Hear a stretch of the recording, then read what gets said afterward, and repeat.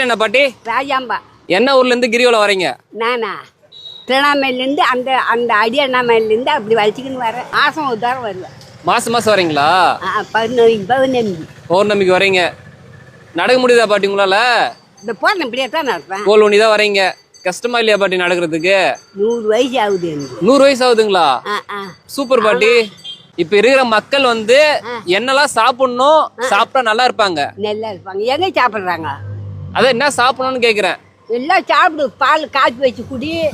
Daily நெல் பதார்த்தம் சோறு சாப்பிடு, மோர் ஊற்றி சாப்பிடு. அப்படிலாம் சாப்பிட்டாங்க. கூழு அந்த மாதிரி. ஆமாம், களி.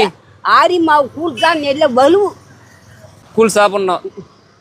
அந்த நான் குடிப்பேன். அன்னாடும் கூழ் குடிப்பேன். களி சாப்பிடணும்ல? களி சாப்பிடணும். கூழ் சோறே சாப்பிடாது, கூழ் தான் களி. அரிசி எடுத்துன்னு உங்கள் அப்படி அரிசி அரிசியே சாப்பிடுவீங்க? கம்பிச்சு போட்டு கேது மாவு போட்டு களி. அதெல்லாம் சாப்பிட்டா உடம்பு ஆரோக்கியமா இருக்கும்.